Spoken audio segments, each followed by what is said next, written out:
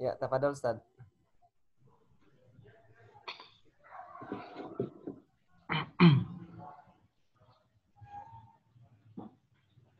Assalamualaikum warahmatullahi wabarakatuh. Alhamdulillah.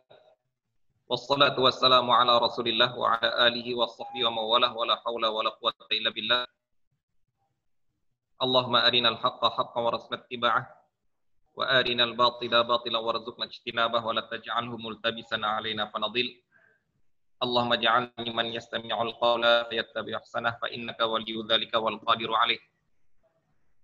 Allahumma faqihna fid din, Allahumma faqihna fid din, Allahumma faqihna fid din wa 'allimna at-ta'wil. Hadirin kaum muslimin dan muslimat yang dirahmati Allah Subhanahu wa taala, para pemirsa KPMI TV via YouTube yang dirahmati Allah Subhanahu wa taala. Alhamdulillah, bunga rampai kajian kita dalam pengantar ekonomi Islam telah sampai ke dalam pertemuan yang kelima. Setelah kita membahas masalah asas ekonomi Islam, definisi harta, dari mana harta kita dapatkan, kemudian konsep ridha dalam mendapatkan harta dari manusia. Kemudian sekarang kita akan memasuki sebuah tema yang berjudulkan kepemilikan harta, kepemilikan dan pengelolaan harta.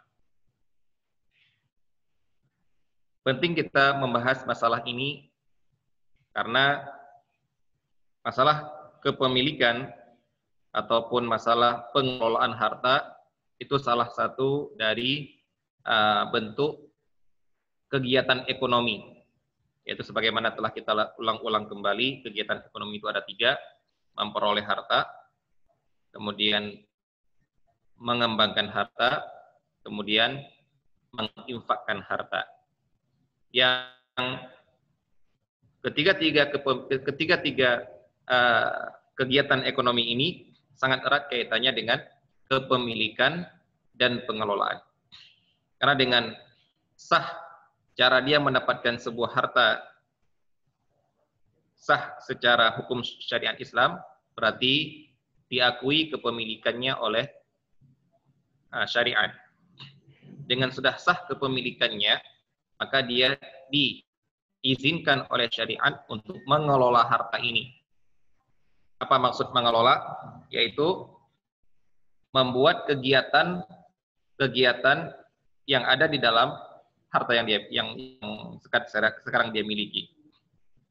Diberikan hak bagi dia, baik untuk mengembangkan, baik untuk menginfakkan. Inilah pentingnya kita memahami konsep kepemilikan dan konsep pengelolaan harta. Baik.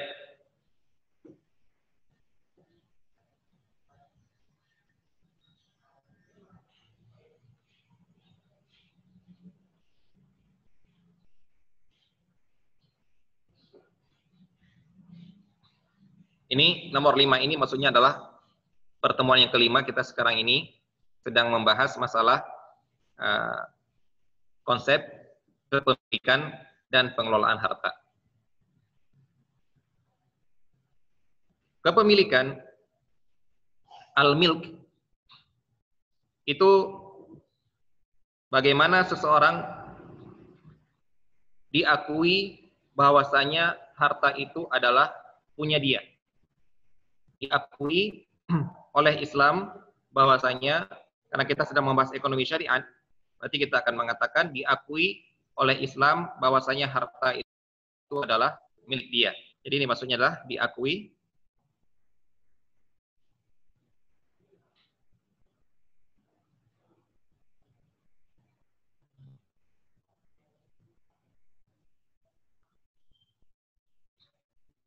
haknya, hak dia dalam harta itu.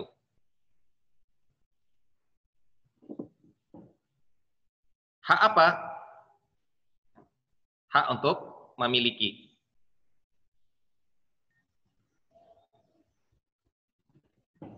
Yang mana dengan dia sudah memiliki ini, dia akan bisa untuk mengelola.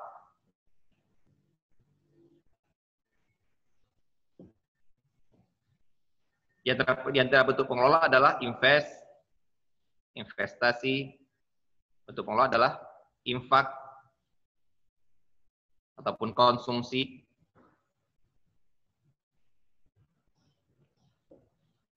Nah, inilah pentingnya sekarang kita melihat mana harta-harta yang diakui oleh syariat yang kita boleh untuk memilikinya sehingga kita boleh untuk mengelolanya. Dan mana harta-harta yang tidak diizinkan oleh syariat agar kita untuk memilikinya. Walaupun itu nanti pembahasannya ketika sudah kita masuk ke dalam fikih muamalah. Yaitu ada harta-harta yang kita miliki mungkin secara adat yang dilihat oleh orang lain, itu milik saya, itu milik kita. Namun secara syariat kita tidak diizinkan, tidak diakui kepemilikan kita dalam harta tersebut. Nah, ini secara garis besar apa tujuan kita untuk melihat tentang kepemilikan kita terhadap harta. Yang berikutnya adalah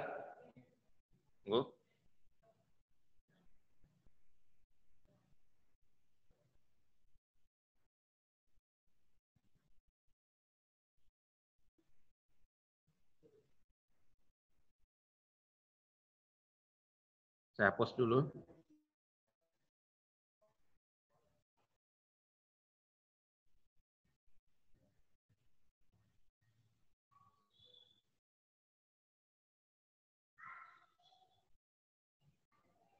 Baik, jenis-jenis kepemilikan yang diakui oleh syariat Islam. Yang pertama adalah kepemilikan pribadi. Yang kedua, nanti akan kita lihat kepemilikan bersama. Jadi, salah satu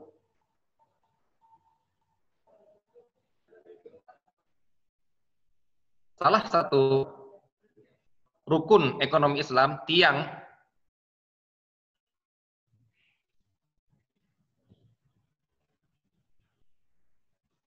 yaitu yang dibahas oleh para ulama al-iqtisad al-islami yang membahas ekonomi Islam, salah satu tiang ekonomi Islam yaitu katakan pengakuan terhadap kepemilikan.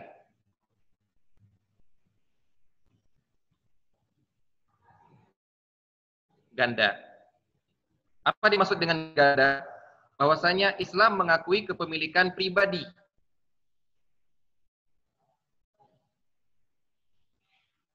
Bersama. Nah, sekarang yang sedang kita lihat adalah kepemilikan pribadi. Apa yang dimaksud dengan kepemilikan pribadi ini? Yaitu kepemilikan khusus milik seseorang yang tidak diizinkan orang lain untuk mengutak-atiknya. Mengambil tanpa keridhoannya. Mengelola tanpa keridhoannya. Bahkan menginvestasi tanpa izin dari yang punya. Ini diakui oleh syariat Islam. Jadi kalau ada yang bilang syariat Islam tidak mempedulikan harta, itu salah besar. Syariat Islam mengakui kepemilikan harta seseorang.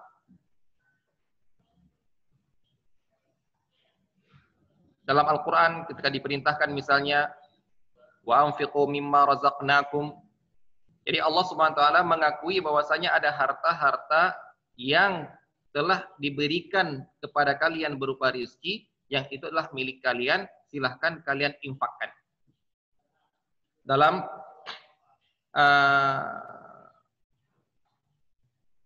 ayat yang membahas masalah waris. Walakum nisfu ma taraka azwajukum. Kalian berhak memiliki, pakai lam tamlik. Kalian berhak untuk memiliki harta peninggalan istri-istri kalian. Sejumlah sekian dan sekian, itu tergantung dari pembahasan nanti dalam ilmu waris. Yang intinya adalah Islam mengakui kepemilikan pribadi seseorang yang berarti orang lain dilarang untuk mengotak-atik kepemilikan ini kecuali dengan konsep ridho yang telah kita sampaikan. Kalau dia mengotak-atik, berarti dia telah melakukan sebuah tindakan kriminal dalam harta.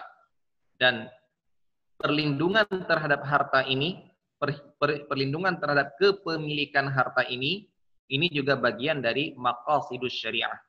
Visi syariat Islam ini yaitu hifdzul mal, menjaga harta. Baik itu bentuknya adalah anjuran,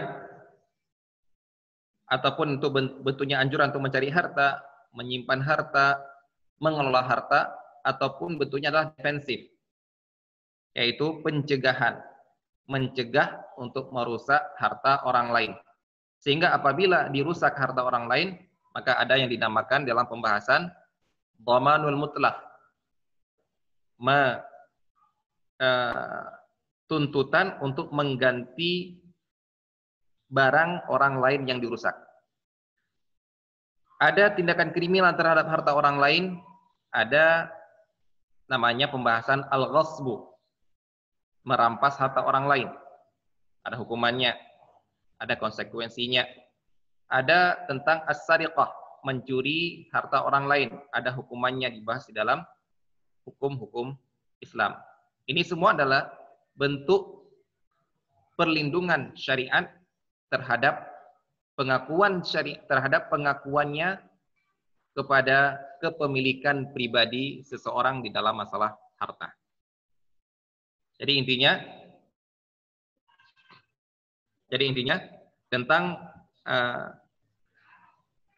kepemilikan pribadi ini diakui oleh syariat Islam, yang maksudnya adalah tidak boleh ada seorang pun yang mengutak-atik milik orang lain, karena itu telah diakui oleh syariat Islam. Baik. Sekarang kita masuk ke yang berikutnya.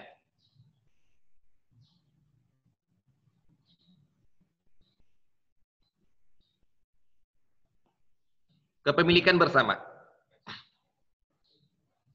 Syariat Islam juga mengakui adanya kepemilikan bersama dalam harta.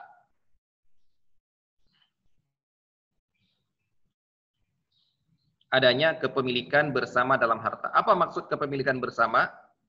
Ya kita tahu maksudnya adalah semua orang berhak mengelola harta itu, melakukan sesuatu pada harta itu, mengkonsumsi harta itu secara bersama. Itu ya kalau kita lihat dari arti kepemilikan bersama. Namun kepemilikan bersama ini di dalam pembahasan ekonomi Islam dibahas menjadi dua. Kita sebutkan dibagi menjadi dua, yaitu kita namakan tadi syarikah. Syarikah, makna syarikah adalah bersama. Nah, syarikah ada dua di sini. Syarikatul ibahah. Ibahah itu dari kata-kata mubah. Kita tahu hukum mubah adalah boleh. Maksudnya adalah ada harta-harta yang dibolehkan oleh syariat untuk kita gunakan walau tanpa izin orang lain. Maksudnya apa maksud boleh di sini? Boleh digunakan tanpa izin orang lain.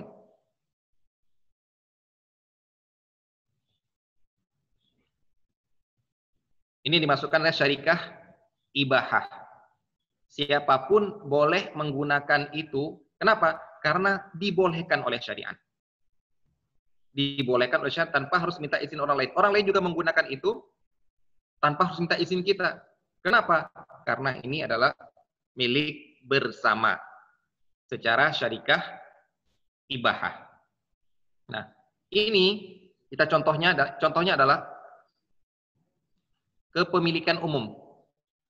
fasilitas umum, kita katakan fasilitas umum.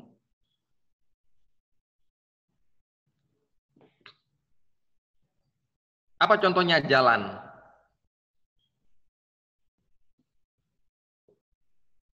Nah, yang tadi beda dengan yang tadi kepemilikan pribadi. Kalau kita mau menggunakan kepemilikan pribadi, kalau kita mau menggunakan milik pribadi orang lain, kita harus minta izin.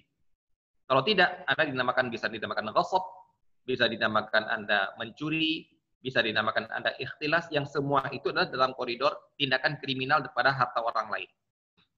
Nah, sekarang bedanya dengan kepemilikan bersama ini tidak perlu izin. Izinnya sudah secara ibahah. Oleh syariat sudah diizinkan. Nah, apa contohnya? Jalan. Jalan milik umum, fasilitas umum. Nah, ini kita melarang orang menggunakannya malah yang tidak boleh. Kalau yang tadi, kepemilikan pribadi, saya berhak melarang orang lain yang menggunakannya tanpa izin malah yang tidak boleh. Kalau di sini, orang lain menggunakan tanpa izin boleh. Kita yang mau melarang orang lain menggunakannya tanpa izin kita, itu yang tidak boleh. Malah kita tidak boleh melakukan apapun pada fasilitas itu yang membuat orang lain tidak bisa menggunakannya. Baik, ini adalah kalau orang memahami ini dengan baik, maka dia tidak akan melakukan tindakan-tindakan yang menyulitkan, mempersulit orang lain pada fasilitas umum. Jalan, terminal, apalagi pengairan, udara, cahaya, dan lain-lain. Banyak sekali ini. Nah, jadi kalau ini orang paham, banyak orang memahami ini, maka tidak akan ada kita lihat tindakan-tindakan yang penutupan jalan, membuat portal di jalan umum, membuka atau memasang tenda pernikahan di jalanan umum yang membuat orang lain menjadi kesulitan lewat. Ini kezoliman yang terjadi gara-gara ini sangat besar. Karena misalnya Anda menzolimi satu orang, Anda kalau mau minta maaf sama orang itu. Tapi kalau Anda membuat kezoliman di jalan ini, maka berapa orangkah yang terzolimi? Wallahu a'lam. Kemanakah Anda minta maaf? Wallahu a'lam. Maka sangat disayangkan apabila ada orang yang memasang di jalan umum, jalan tembus, kita namakan jalan tembus, bukan jalan buntu. Ada orang memasang di jalan umum, maaf, jalan kami tutup, ada kegiatan pernikahan. Pertanyaan saya, ketika dia mengatakan maaf itu dia sudah mendengar pemberian maaf nggak dari pengguna jalan? Ini biasanya, ini kenapa orang langsung melakukan suatu tindakan kezoliman hanya dengan bermodal minta maaf, padahal orang yang dizolimi belum memberikan maaf. Na'udzubillah min dzalik. Nah, yang ini, pembahasan ini nanti insya Allah akan dibahas di dalam fikih. Fikih apa namanya? Fikih tentang sulh.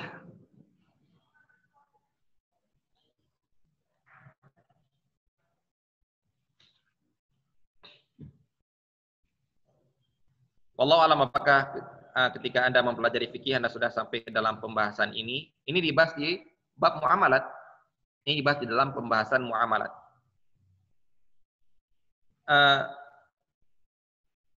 Seandainya, kita katakan, seandainya pembahasan ini dibahas oleh para guru-guru kita, para ustadz, para kiai di masyarakat, buka saja fikih-fikih Syafi'iyah yang membahas masalah sulh. Insya Allah kita tidak akan melihat orang-orang yang penguasa-penguasa jalan dalam bentuk tenda-tenda perkawinan, tenda-tenda hajatan, memasang portal. Kenapa? Mereka akan paham mana yang boleh dan mana yang tidak boleh dilakukan pada jalan-jalan umum. Bahkan memasang teras, parkir mobil misalnya sembarangan di jalan yang itu adalah fasilitas umum. Ingat, itu adalah milik bersama. Malah kita yang tidak boleh melakukan sesuatu yang mempersulit orang lain. Orang lain menggunakan jalan itu tidak perlu harus minta izin pada kita. Ini kan jalan di depan rumah saya.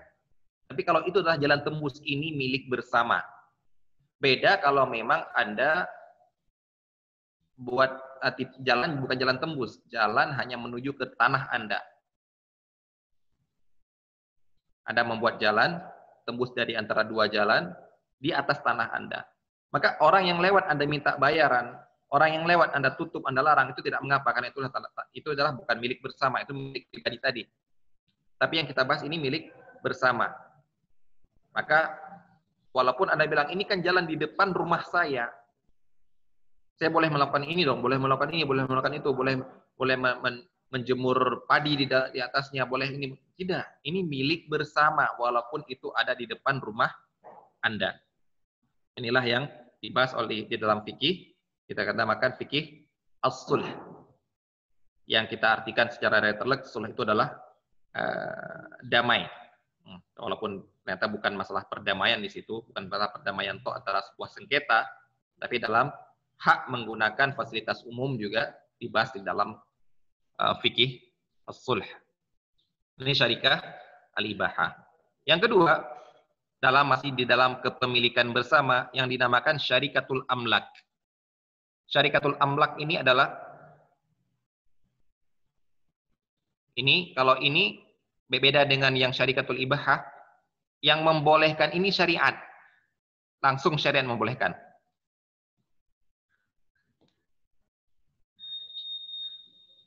Syariat yang membolehkan, memubahkan dia menggunakannya tanpa minta izin orang lain. Kalau syarikatul amlak, itu adalah kesepakatan.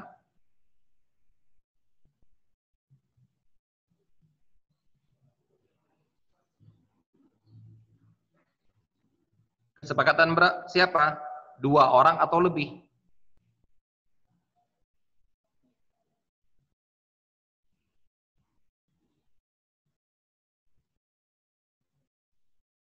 Untuk apa? Untuk memiliki sebuah barang.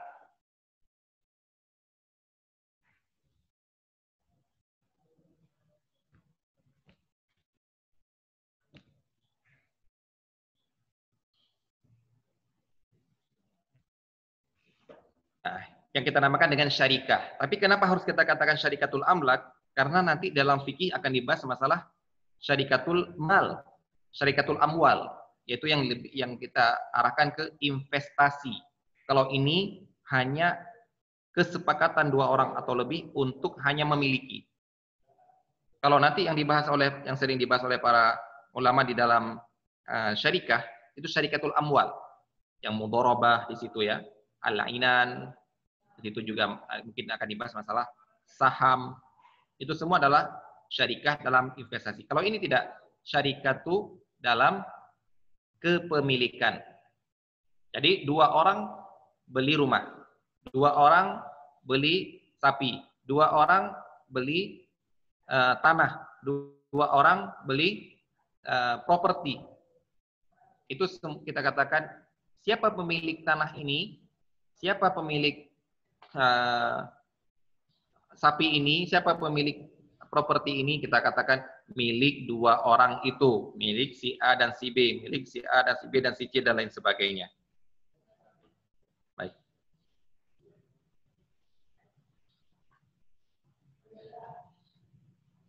Nah, ini juga dibahas di dalam syariat Islam, sebuah hukum yang berkaitan dengan konsekuensi dari konsekuensi dari syarikah dalam kepemilikan sebuah benda yang dinamakan dalam bab asy-syuf'ah. Bab asy-syuf'ah. Misalnya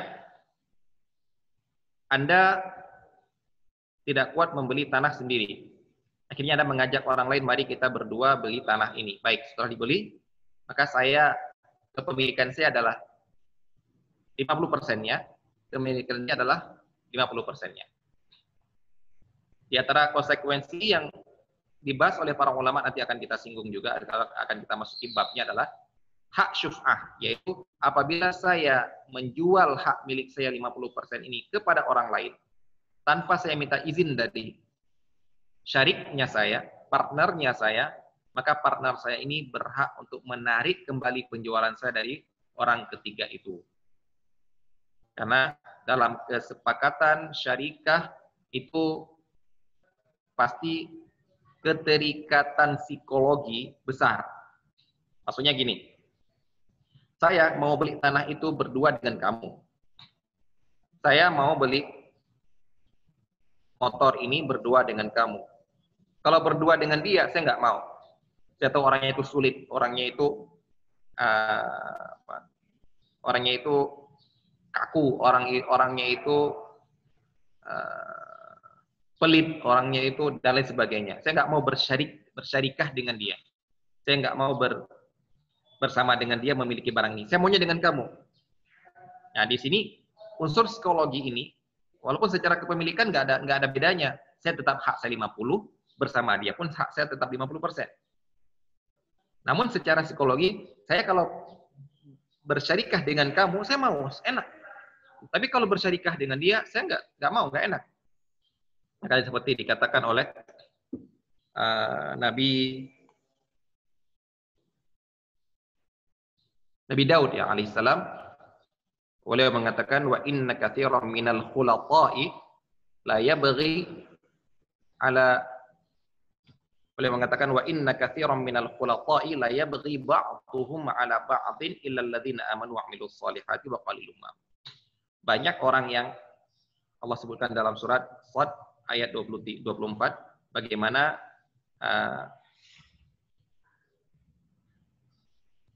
kejadian-kejadian yang akan dihadapi oleh orang-orang yang bersarikat. Beliau mengatakan, kebanyakan orang yang bersyarikat dalam masalah harta, la yabghi ba'dhuhum 'ala ba'dhin. Di antara mereka akan saling menzolimi kebanyakannya. Saling menzolimi bagaimana? Dia melakukan perbuatan yang bisa mengurangi hak partnernya.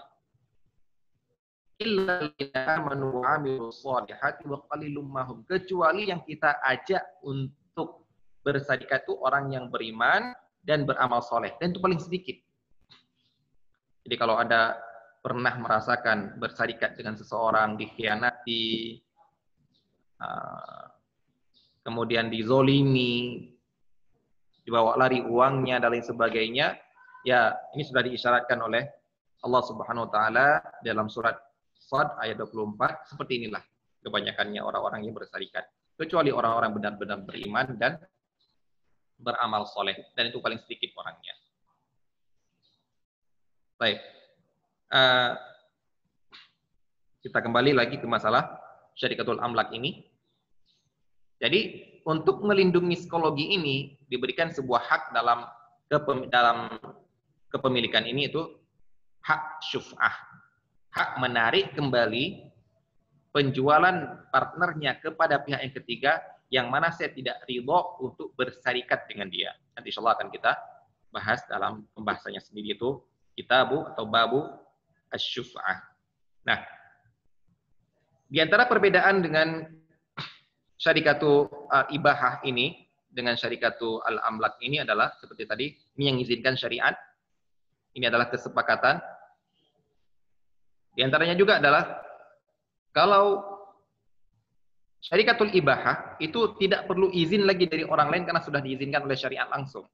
Sedangkan syarikatul amlak ini izin dari partnernya.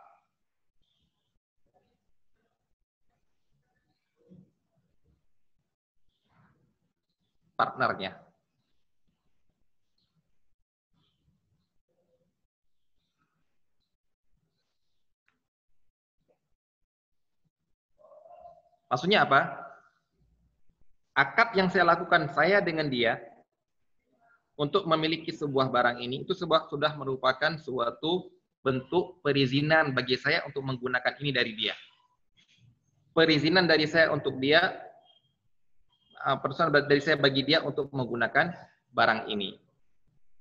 Nah, di sini kemudian terserah kepada mereka di dalam menggunakan barang ini pada hal-hal yang tidak bisa digunakan secara bersamaan.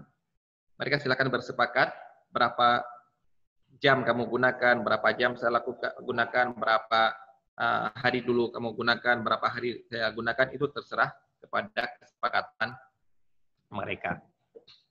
Baik.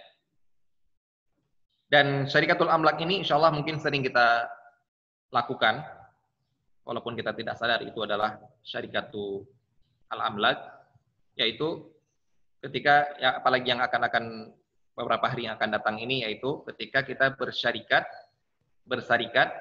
pada kepemilikan sapi untuk dikorbankan, untuk dikurbankan. Yaitu satu sapi boleh bersyarikat di dalamnya 7 orang. Dan dari syarikatul amlak ini ada konsekuensinya sendiri, yang ada pembahasan tersendiri di dalam bab asy-syarikah insyaallah. Baik, ini adalah kepemilikan bersama, dan sudah bisa dipahami bagaimana beda kepemilikan bersama dengan kepemilikan pribadi. Kemudian beda kepemilikan bersama antara syarikatul ibahah dengan syarikatul al-amlak. Baik, kita hapus. Kita akan masuk ke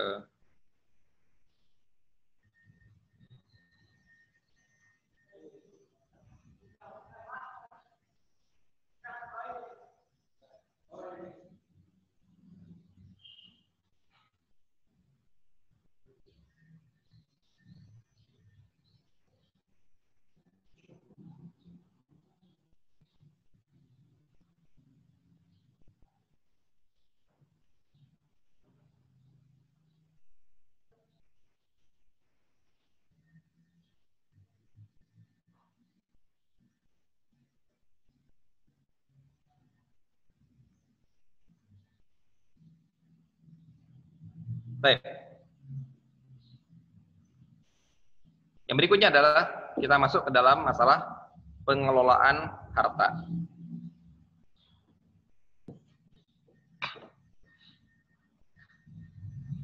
Setelah kita memiliki harta, kita diizinkan ataupun diakui kepemilikan kita pada harta tersebut, kemudian kita diberikan hak,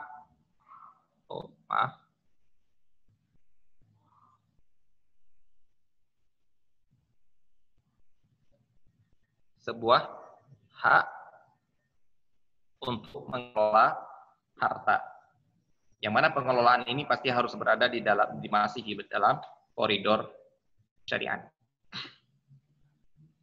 Mengelola ini bisa dia berupa yang sudah kita sebutkan tadi adalah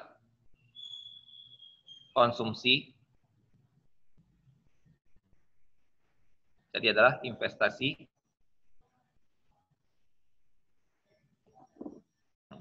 mau kita habiskan, mau kita makan, mau kita pakai, ataupun dia bentuknya adalah investasi. Kita kembangkan harta tersebut, ini kita diberikan hak dalam pengelolaan harta. Akan tetapi, sebelum kita melakukan pengelolaan ini, kita harus melihat dulu pembagian dalam pengelolaan harta ini. Ada 2 jenis pengelolaan harta.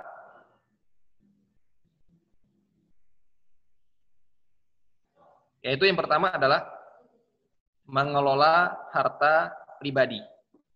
Yang kedua nanti akan kita lihat mengelola harta orang lain. Di sini harus dibedakan karena dalam pengelolaan harta ini harus dibedakan. Karena apa? Karena sangat berbeda antara kedua bentuk pengelolaan harta ini. Jangan sampai salah. Mari kita lihat. Yang pertama adalah mengelola harta pribadi. Dalam mengelola harta pribadi ada sebuah kaidah yang boleh kita terapkan, yaitu kaidah terserah. Yang dalam bahasa Arabnya dinamakan at-tashahhi. Apa arti tasyahi? Kalau kita katakan adalah syahwat atau nafsu. Boleh. Maksudnya adalah boleh terserah kita menggunakan harta milik kita sesuka nafsu kita. Asalkan masih selama masih dalam koridor syariat. Nah, kita katakan sesuai, maksudnya adalah masih di dalam koridor syariat. Maksudnya apa? Jangan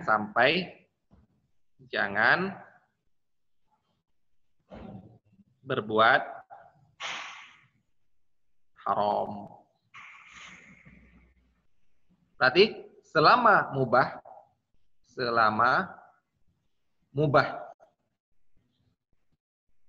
silahkan. Jadi yang dimaksud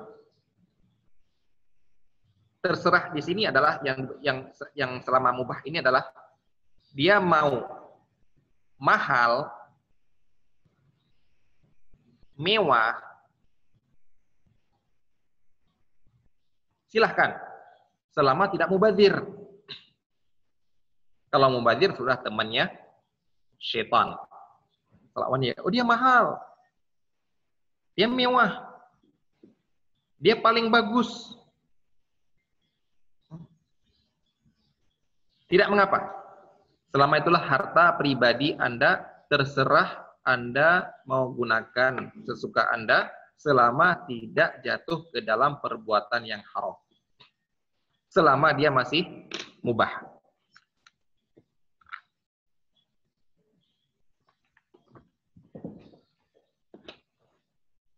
Mari kita contohkan. Misalnya, saya punya keluarga, 1 istri, 3 anak. Berarti 5 anggota. 5 anggota ini, kalau beli mobil Xenia, udah cukup kan? Tapi kenapa saya harus beli? Tapi apakah boleh saya membeli mobil Avanza yang lebih agak mahal? Apakah boleh kemudian saya membeli Innova yang lebih mahal lagi? Apakah boleh kemudian saya membeli Pajero? Bolehkah saya membeli Fortuner? Bolehkah saya membeli Alphard? Bolehkah saya membeli Land Cruiser? Bolehkah saya membeli yang harganya bisa dari harganya cuma 120 juta yang kemudian harganya bisa menjadi miliaran.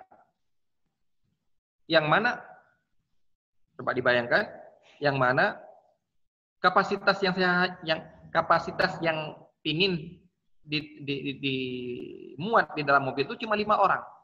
Tapi bedanya apa? Bedanya adalah kemewahan. Lebih mewah, maka lebih mahal.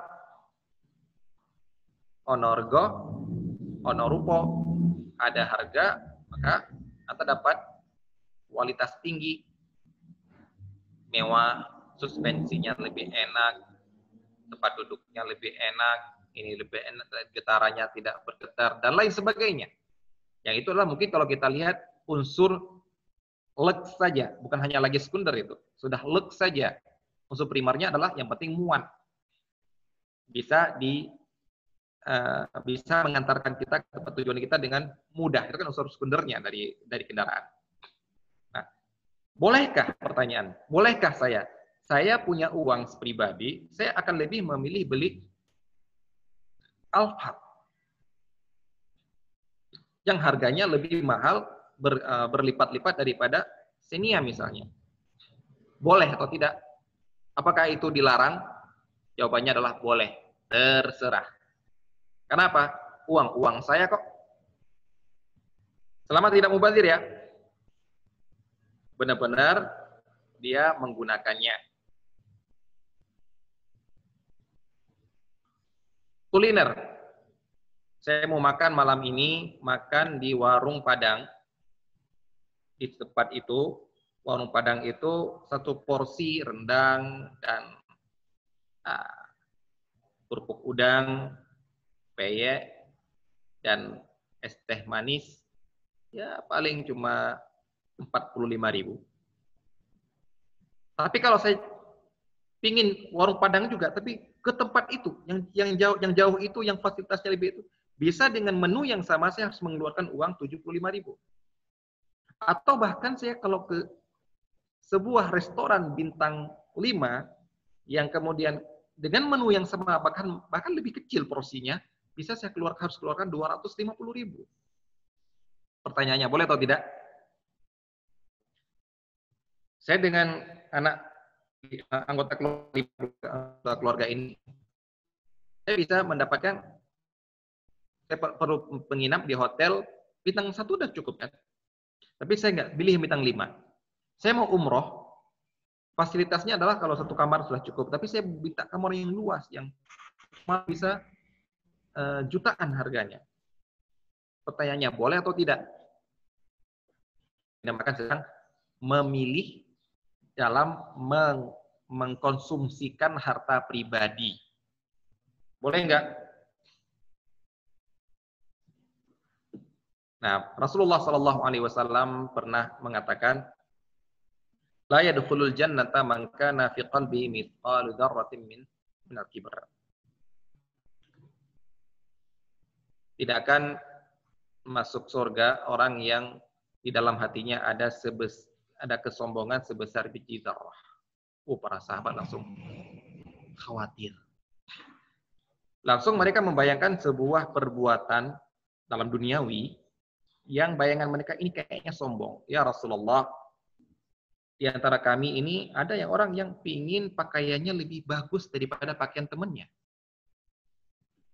Sendalnya lebih bagus daripada sendal temannya. Ya kan? Bayangkan, pakaian tujuannya apa? Melindungi dari kotor, menutup aurat, melindungi dari panas dan dingin, misalnya kita katakan. Terus yang membedakan harga baju ini dengan baju itu, dengan fungsi yang sama, apa kira-kira? Model, kualitas,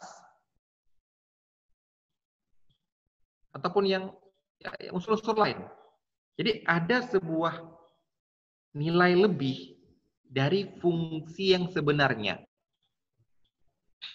Nah, para sahabat mengatakan, ya Rasulullah, kami pingin berpenampilan, baju kami lebih bagus daripada baju teman kami. Sendal fungsinya apa? Melindungi kita ketika berjalan, tidak terkena batu, tidak terkena sesuatu yang menyakitkan di jalan. Baik, tapi kenapa ada harga sendal ini cuma 20.000, ini 45.000, itu sampai ada yang jutaan? Apa itu? Pingin model punya saya lebih bagus punya dia daripada punya dia. Ditanya oleh para sahabat, boleh nggak? Ya Rasulullah, kami seperti ini. Mereka bertanya karena khawatir, ya Rasulullah, apakah sikap kami itu sombong? Rasulullah SAW menjawab, oh bukan seperti itu yang dinamakan sombong. Sombong itu adalah di hati. Apa itu? Baturul haqqi, menolak kebenaran.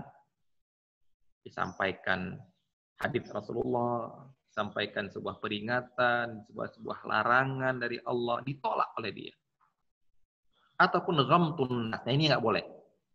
Nggak apa-apa baju kamu lebih bagus, tapi jangan menghina orang lain, meremehkan orang lain. Nah, ini bisa terjadi dalam dunia, bisa juga hal dunia, bisa juga terjadi dalam hal-hal akhirat. Yang mentang-mentang kita rajin sholat sunat, mentang-mentang kita rajin berbuat hal-hal yang disunnahkan, sehingga orang-orang yang tidak melakukannya adalah kemudian kita remehkan. Padahal dia tidak berbuat maksiat, melanggar syariat, cuma tidak berbuat amalan-amalan yang hukumnya sunnah. Nah, kita hinakan. Nah, ini yang bisa jatuh ke dalam kesombongan. Jadi di sini Rasulullah SAW tidak mengapa baju kamu lebih mewah, baju kamu lebih bagus, baju kamu lebih kualitasnya lebih tinggi, sandal kamu juga seperti itu bukan sombong. Jadi berpakaian bagus, bangun rumah bagus, kendaraan bagus, itu tidak dilarang di dalam syariat Islam. Yang dilarang apa? Yang dilarang adalah sikap mubadzir.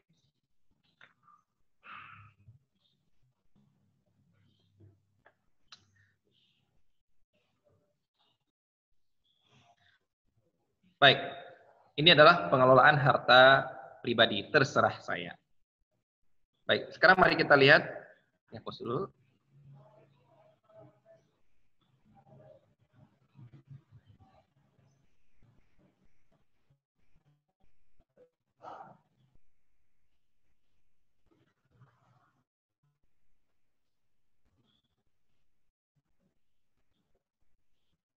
Sekarang mari kita lihat mengelola harta orang lain.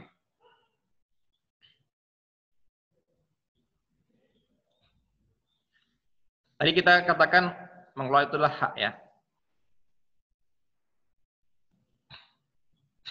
Nah, sekarang ada hak yang diberikan kepada kita untuk mengelola harta orang lain.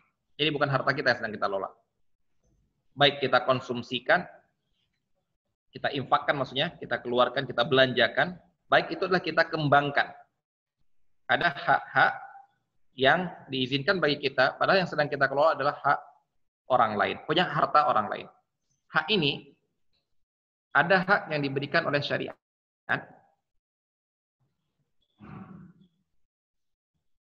ada hak yang diberikan oleh pemilik harta, pemilik. Dan petugas pengelolaan harta orang lain ini itu ada beberapa istilah.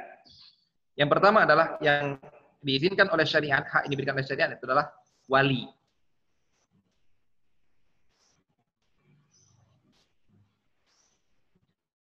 Sedangkan yang diberikan oleh pemilik itu dinamakan dalam fikih ada kasus wakil.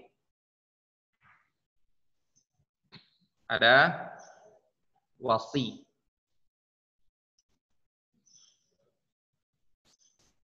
Ada nazir.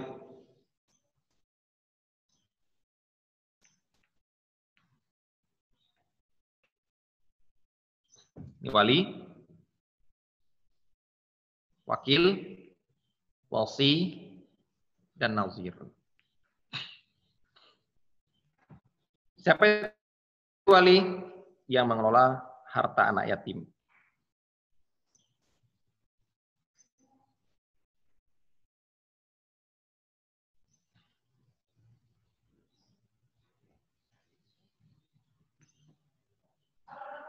Ataupun harta anaknya sendiri.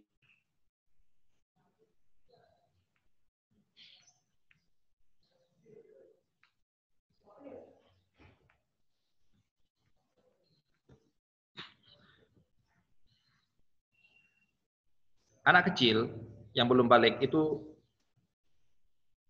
walaupun dia punya harta, seorang wali dilarang memberikan hartanya kepada anaknya. Nih, nak, ini uang kamu 2 miliar.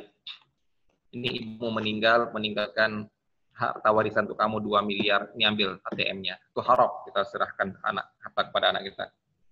Kenapa? Allah SWT melarang dalam surah An-Nisa, wala tu'tus sufaha amwala.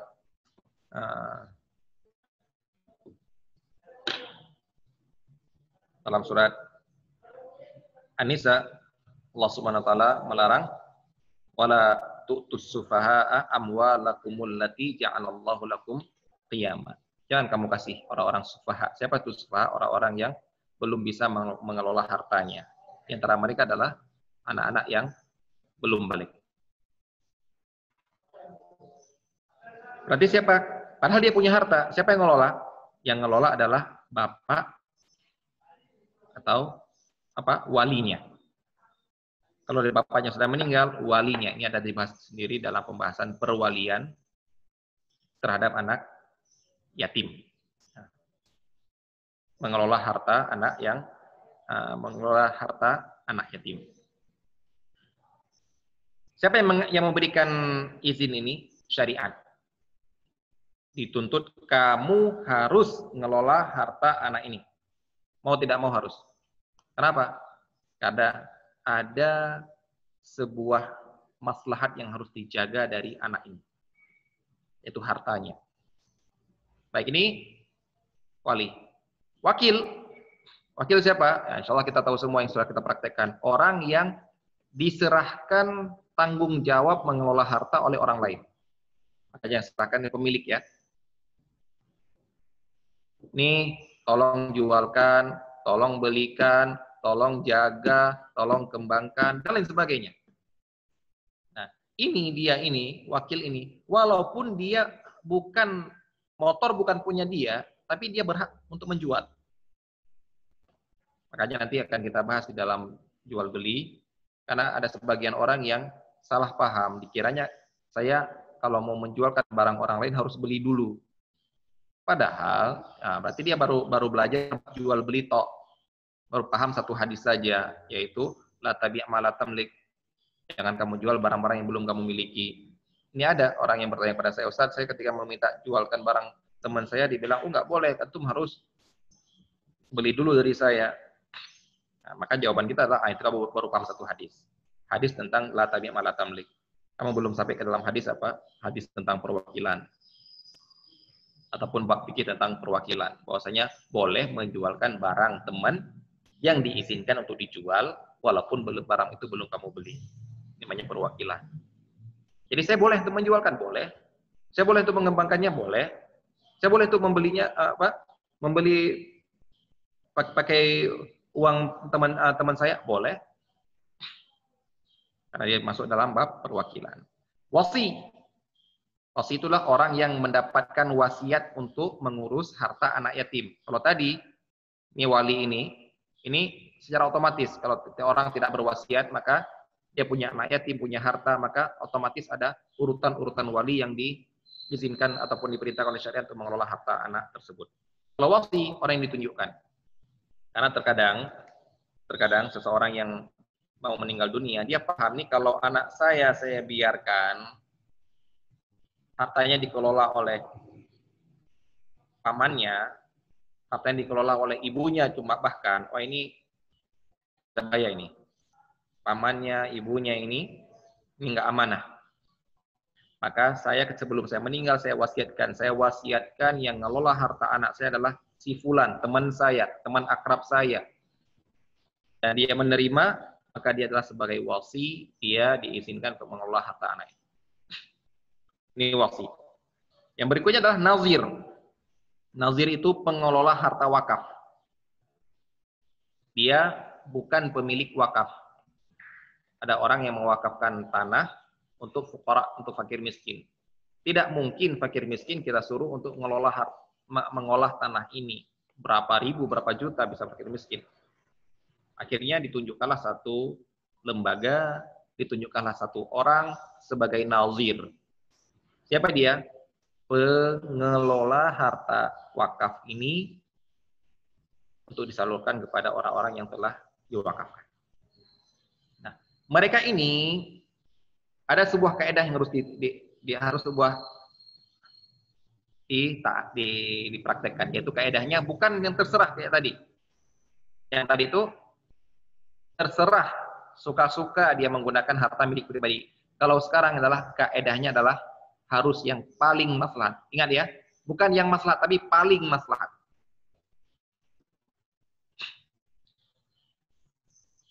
Yang paling baik. Ini akan dibahas nanti di dalam masalah perwakilan. Ketika disuruh diwakilkan kita untuk menjualkan barang, maka kita harus menjualkan kepada, dan tanpa ditunjukkan harganya berapa, berarti kita harus memilih harga yang paling baik. Ada yang menawar 20.000, ada yang menawar 100.000, ya 100.000 kita kasihkan. Gak boleh, pokoknya laku. 20.000 sudah, enggak. Berarti kita telah, istilahnya, berkhianat terhadap kepercayaan orang lain untuk menjualkan barang ini dengan metode perwakilan, dia adalah berarti yang paling baik. Dan ini yang paling berat ya. Kita, apalagi nanti misalnya para panitia-panitia kurban, Anda itu wakil dari orang yang menyembelih. Berarti Anda harus menggunakan kambing kurban itu dagingnya kepada yang terbaik. Anda harus melakukan itu. Sanggup? Nah, Anda mengelola harta anak yatim, itu tidak boleh seenaknya seperti harta sendiri. Enaknya saya mau makan banyak, mau beli ini. Tidak. Nggak boleh harta anak yatim. Nak, ayo kita makan di rumah. Makan yang bintang 5. Tidak boleh. Karena nggak ada maslahat bagi dia. Karena harta ini akan kita kembalikan kepada dia ketika dia sudah balik nanti. Jadi inilah konsep, dan ini semua insya Allah akan kita masukin, karena akan kita bahas dalam pembahasannya tersendiri pada bagian fikih. Ini kita hanya sekadar dalam memperkenalkan pengantar ekonomi Islam berupa kepemilikan dan pengelolaan harta. Demikian yang dapat kita sampaikan. Semoga dapat bermanfaat bagi saya pribadi dan bagi para pendengar sekalian. Wassallallahu ala nabiyina Muhammad wa ala alihi wa sahbihi ajma'in. Assalamualaikum warahmatullahi wabarakatuh.